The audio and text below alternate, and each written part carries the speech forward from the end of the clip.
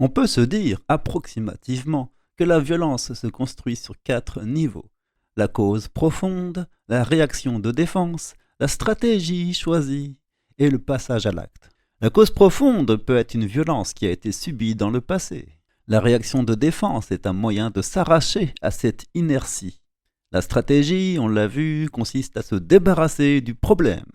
Et enfin, l'objectif est la cible désignée pour le passage à l'acte.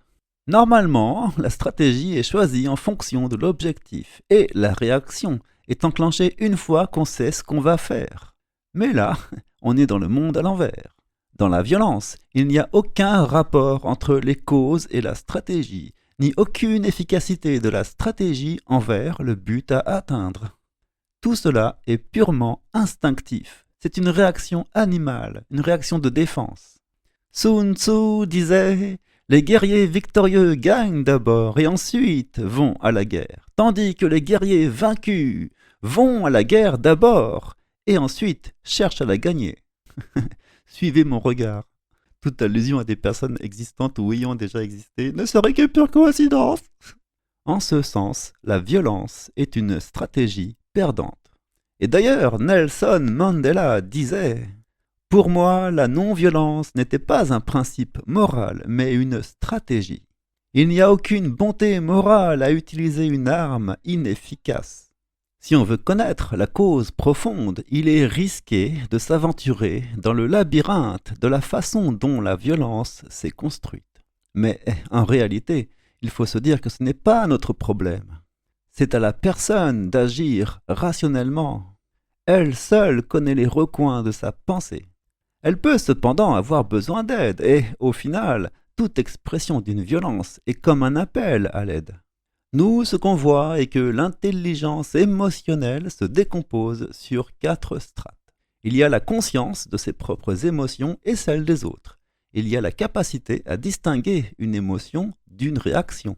Il y a la capacité à identifier une émotion et à percevoir les transitions entre elles. Et enfin, il y a la capacité à juguler ces émotions selon leur utilité dans la situation actuelle. C'est pour ça qu'on voit 4 étages où s'exerce à chaque étape une capacité d'agir. On se dit vaillamment que, au risque de présumer de nos forces, si la capacité à juguler ces émotions est défaillante, alors la personne est impulsive. Ou si la capacité à percevoir les transitions est défaillante, alors la personne peut se méprendre facilement. Si la capacité à distinguer une émotion d'une réaction est défaillante, alors la personne vit comme une agression ce qu'elle se fabrique elle-même. Et enfin, si la conscience de ses émotions est nulle, alors là c'est un psychopathe. On dit d'habitude que le psychopathe n'a pas d'émotions, ou en tout cas elles sont tellement ténues qu'il ne les ressent pas. Ce qu'il y a, c'est qu'on ne peut jamais empêcher des émotions de surgir, mais on peut toujours intervenir avant qu'elles ne nous débordent en les identifiant et en les modulant, et en essayant d'en faire quelque chose de positif. Ou alors, au pire, en allant se défouler sur un punching ball. Ouais, ça peut faire du bien. Il est intéressant pour nous d'observer que les 4 nobles vérités de la philosophie bouddhique disent que on a dukkha, la vérité de la souffrance, samudaya, la cause de la souffrance, nirodha, la vérité de la cessation de la souffrance, et magga, le chemin de la cessation de la souffrance. L'objectif suprême de la philosophie bouddhique est la spontanéité toute accomplissante. C'est intéressant, non ? C'est exactement ce qu'essaye de faire la violence, sauf qu'elle n'accomplit rien. Chez Kant aussi, paraît-il, dans la critique du jugement, il existe des principes vaguement similaires. Les jugements problématiques sont accompagnés de la conscience de la possibilité d'une solution. Les vérités acertotiques, principes de raison suffisante, n'ont pas besoin d'être démontrées et elles s'accompagnent d'une conscience de la réalité. Et enfin, il y a les vérités apodictiques, qui sont des vérités par elles-mêmes, qui n'ont pas besoin d'être prouvées, pas plus que les acertotiques. Sauf que les acertotiques, elles, c'est comme ça qu'elles s'appellent et c'est tout. Mais les apodictiques sont des vérités de fait. Et elles s'accompagnent de la conscience de la nécessité d'un jugement sur lesquels ils peuvent se fonder en toute confiance.